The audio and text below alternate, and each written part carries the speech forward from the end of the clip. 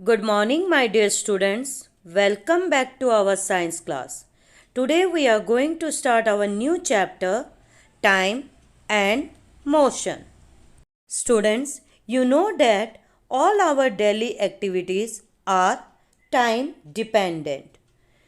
For example, you go to school at fixed time. The duration of each period in the school is fixed. Your lunch time is also fixed. To perform or complete a particular task, we need to stick to time. Perhaps due to this reason, man must have felt the need to measure time. In ancient times, people didn't have clocks or watches for knowing time. But our ancestors know the importance of time. They used some natural events which repeated regularly after definite intervals of time. For example, the time taken between one sunrise to the next sunrise was called a day or solar day. Second, the time taken between one full moon to the next full moon was called a month. Third, the time taken by the earth to complete one revolution of the sun was called a year. Based on the periodic nature of these events, ancient people made devices such as sundial, hourglass, and water clock for measuring time. Let us discuss about them one by one in detail. First, sundial. A sundial consists of a horizontal circular board with a thin rod fixed vertically on it, and the rod is kept along a north-south direction. The rod casts its shadow on the board when the instrument is kept in the sun.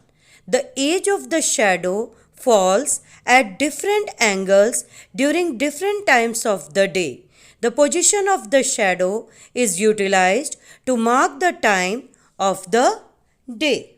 The major drawback of using a sundial is that the device cannot be used during night time and cloudy days when there is no sun rays falling on the device.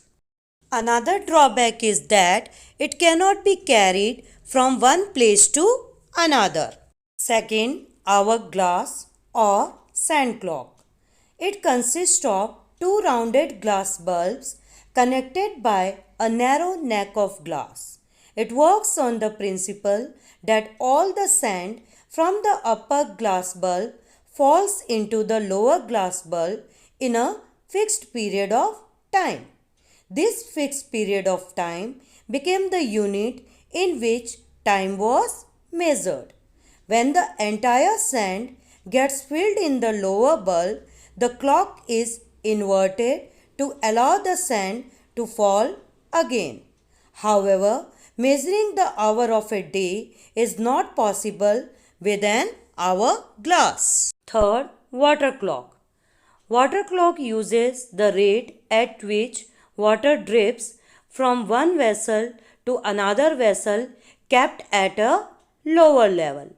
The time taken by the entire water to drip from upper vessel to lower vessel was used for measuring time intervals.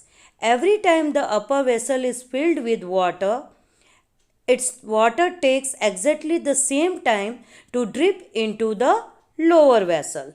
Remember students, the upper vessel has markings on it. The user can tell how much time has passed by seeing the level of water in the upper vessel.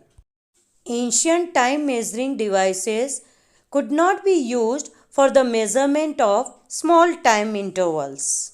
That's why people use modern time measuring devices such as wall clock, wristwatch, digital clock, and stopwatch.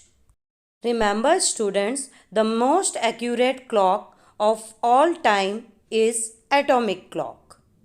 Nowadays, most clocks use quartz crystal with electric cells to measure time. That's all in this video. Thank you.